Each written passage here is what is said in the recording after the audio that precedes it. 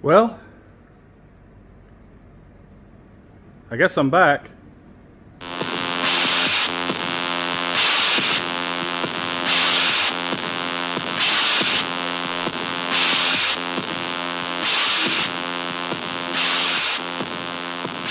Well, this is definitely not how I wanted to introduce this car officially. It's needing some work right now. The computer that was in the Explorer, I put in this one. I wasn't sure if it was going to be okay after being in that accident.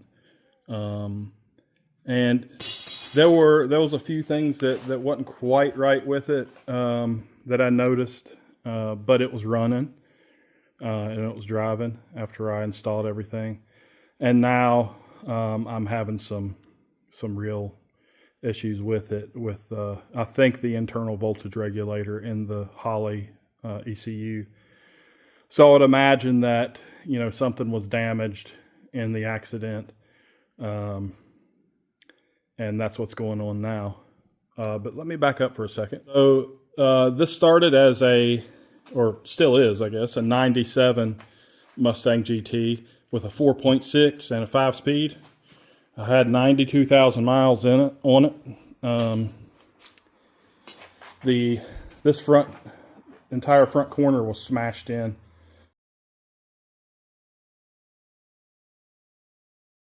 When I bought it, and the rear passenger quarter panel was really bad, messed up.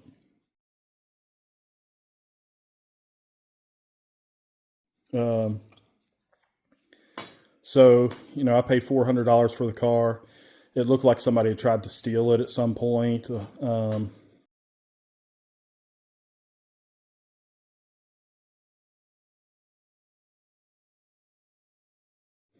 ignition was ripped out of the steering column. You know, I had to, you know, replace a few things there, get new keys, program everything, you know, do everything I could to get it to run. The front end, I decided to do a tubular front from Kodion.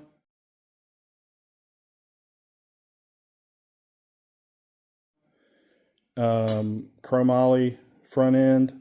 And of course, this is when it was still the 4.6. I did the front end kit. I did the bumper, wheels, you know, a few things, painted it up kind of how it is now. And I drove it around with the 4.6 and the 5-speed for a while. And then I decided that, you know, I still had the engine that came out of the Explorer that got wrecked.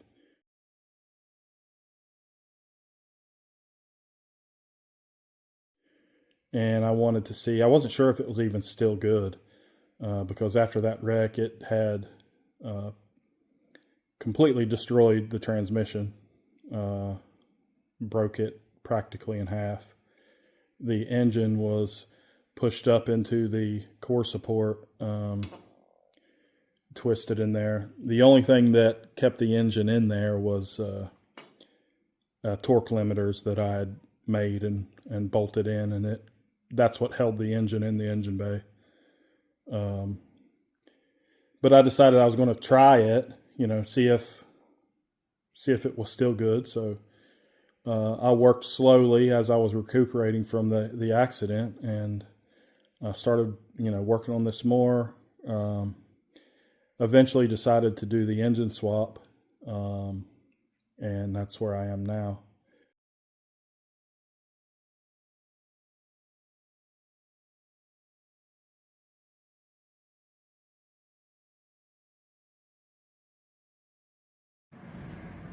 Well, yeah, I mean, for those that know of the Explorer, if you don't know of my previous Explorer build, you can go back a few videos and see that, and see the outcome of that.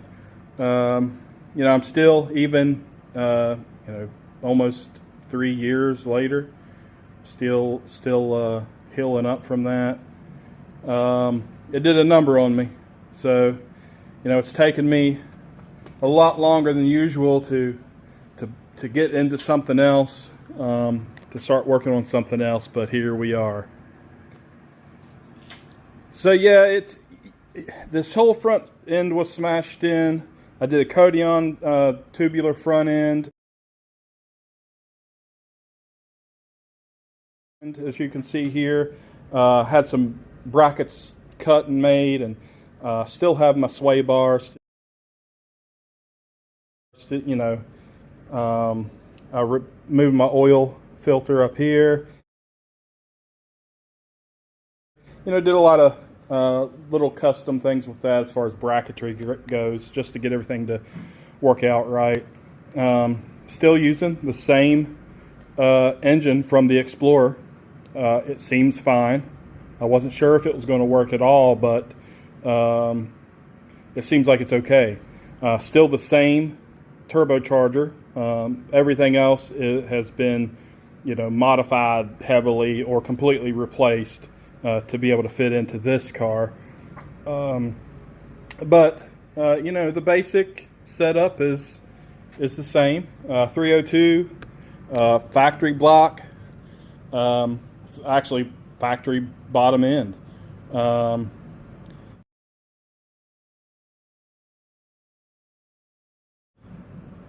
You know, has a cam intake, Holley ECU, Holley Terminator X, X Max to run the 4R70 transmission.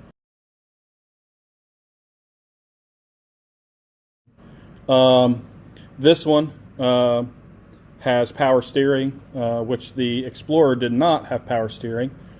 Of course, I had to have power steering on this one to keep the factory braking system, the Hydro Boost system on this car. So I went with a KRC power steering pump and a custom reservoir for that. You know, I had to do a few, you know, things just to get the spacing right for the Explorer front dress, but it wasn't, you know, bad at all, and it works great. Every line on this car is AN lines, just because, you know, I'm messing around with stuff a lot, taking things apart, putting things together, you know, adding things, modifying things, and the AN lines are just the way to go, in my opinion. So every line and hose in this car is AN. The majority from Brown and Miller. There are a few that I made myself, like the power steering lines I made myself. Everything else is Brown and Miller. So that goes for the oil lines, coolant lines, transmission lines, fuel lines, you know, the whole car all the way back is AN. Another change that I made from the Explorer setup is I did put a nitrous plate. It's not hooked up yet. I'm still in the process of doing all this stuff, but I did put a nitrous plate just to get that turbo spooling up a little bit quicker. It's just going to be a small shot just to, like I said, just to get that turbo spooling up quick off the line. We'll see how that goes. Let's see, same coil near plug setup. Yeah, I mean, pretty much everything else is like the old Explorer stuff. I did update the cooling system. Much better radiator.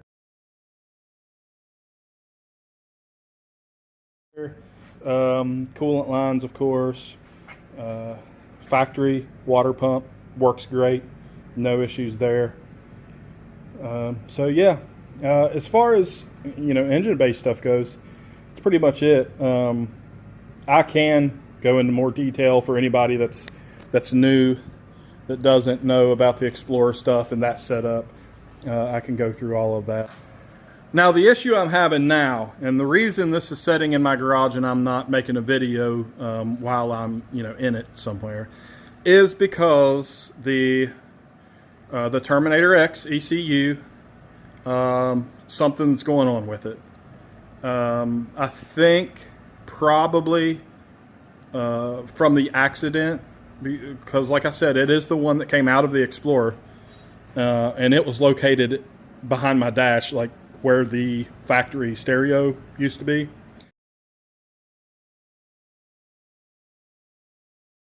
And that entire part of the dash was destroyed. So, you know, I pulled it out and was hoping for the best. And it did run for a while. There were a few little things that weren't quite right with it. But as far as running and driving, it did great until recently. Now it's given me a lot of issues with starting. It'll, you know, just shut off and I won't have fuel pump or ignition. I think I might have a problem with the internal voltage regulator. Not positive. But, you know, I'm looking at options. I'm not sure if I want to.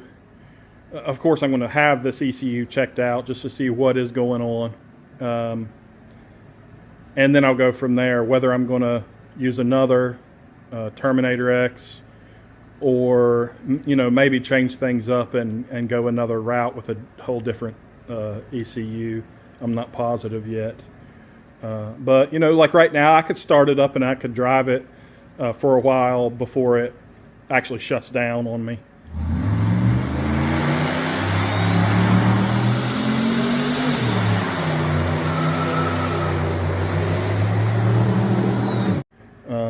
But, you know, I don't do that because I'm not sure exactly what's going on and I don't want to hurt anything.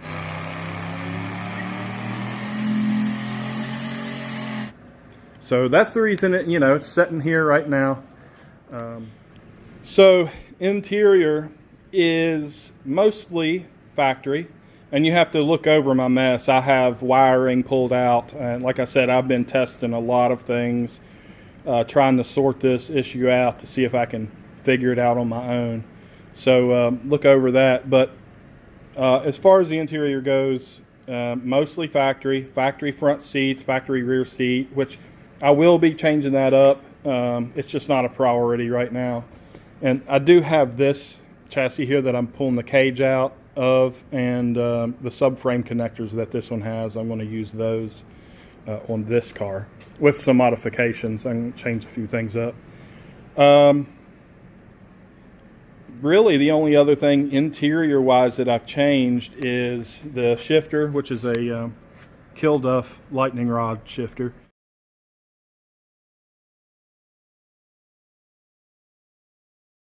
For the 4R70W. Let me jump in here. So this is a pretty neat unit, I think. That's the reason I bought it. I did print, I 3D printed this knob. It has a button in it for some things I'm adding later. So basically this works like, you know, any normal ratchet shifter. In park there, I can go down in the first, I can put in third, and, you know, it's like being in drive, and it shifts through the gears on its own. In first, you can see these moved up. So right now in first gear, when I want to shift to second gear. From second to third, that's it. And then this is neutral, and you can go down. Or like I said, you know, just put it in third gear and go. But yeah, overall, you know, I really like this thing. It's fun to drive with. It's fun to shift. Works great. It's a really simple setup. It's just like putting any other shifter in your car. This one's got a cable in it. You know, put a B&M shifter linkage on my transmission, and, you know, pretty much bolted it up. Like I said, just like any other shifter that aftermarket shifter you would install. Let's see what else is different. I do have the factory center console also. I trimmed it to fit all of this, so it's still here. It's just not on it right now. Hydraulic handbrake, which this one broke, so I had to remove the lines and just kind of looped them together. But that's for the rear brake. I removed the factory radio CD changer. I moved the HVAC controls to the bottom, and I trimmed all of this out. And I have a magnetic mount that this is This is the old one, but I have a better one than this. But I printed this mount that pops in where the radio used to be. Has some magnets on it. And I have a Windows tablet that fits in here. So it, you know, screen from here all the way to the bottom there. And I can hook that into the Holley system, and I can, you know, read all my gauges. I can tune, I can do, you know, whatever I need to do with it. So, you know, that's pretty neat. But, you know, like I said, interior wise, everything's the same. I did put new carpet in. I insulated everything more than I needed. Door panels, the roof, the floor, of course. You know, there's insulation everywhere. Yeah, so that's the interior.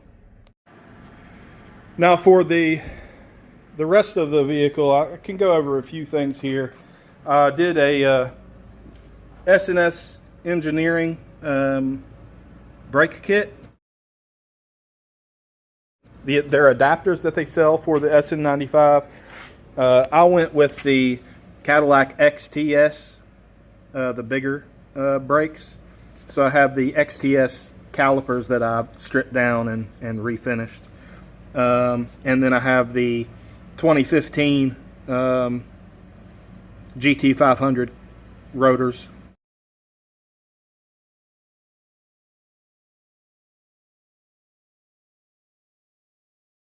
On the front, and in the back I stuck with the factory calipers, kind of hard to see, factory calipers, and the GT500 rotors in the back here too, with the S&S engineering brackets for all that to fit.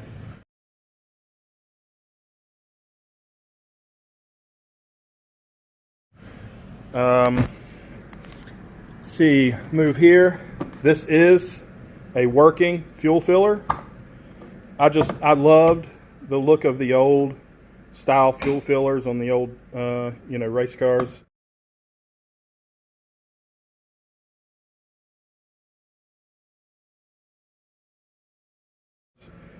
And I just had to have one. So, you know, I made it work. The filler, let me show you here. You can see it going through there, right behind that seat belt.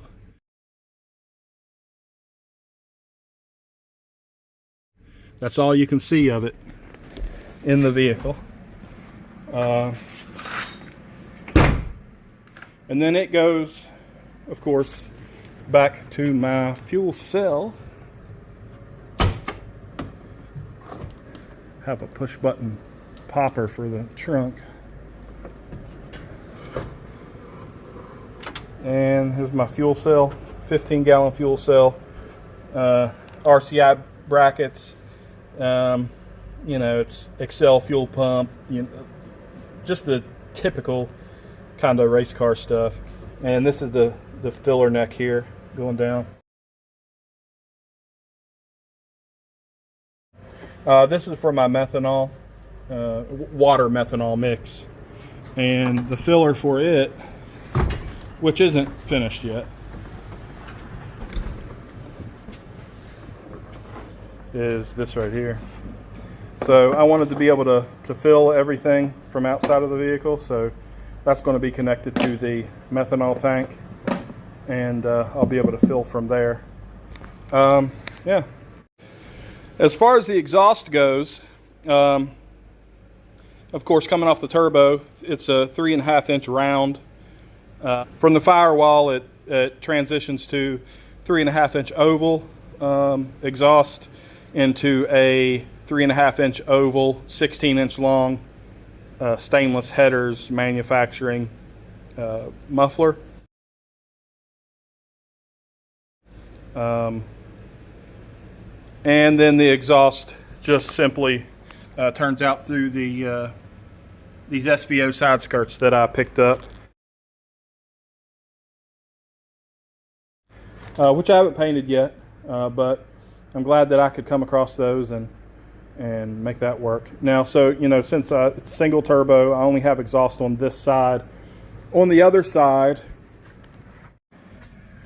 On this side, of course, you know, no exhaust coming out. I'm going to use that for an intake to go to the transmission cooler, which is actually mounted under the car right back here. And I'll have an intake there going through the fan for the transmission cooler. So yeah, you know, I've always liked the look of the Cobra R cars, and a lot of people aren't fans of the Cobra R look, but you know, I picked up the Cobra R bumper. Actually, I bought a full body kit, and the only thing that I could get to work or even look right without major work was this front bumper. And eventually I'm going to modify it to make it even better. But you know, the Cobra R style front bumper, SVO side skirts, the Cobra R wing. And to me, with the paint job and everything, the way it's set up, I just think it works. I think it looks pretty good. And you know, I rather enjoy it.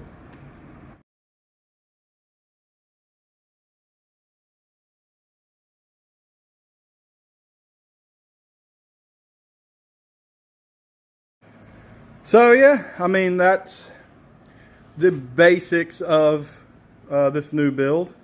You know, there's a lot more to it, of course, a lot of details to it. And if anybody wants to hear anything about that, just let me know, and I'm glad to explain things. The car's pretty easy to pull apart too, to show anything that you would want to see. So yeah, let me know. You know, I know this is a pretty trashy video, but you know, it is what it is, and you know, my first real video getting back into this. And you know, be patient with me. I'm still, like I said, I'm still struggling with trying to recuperate from this accident, and you know, thanks for sticking around. I really appreciate it.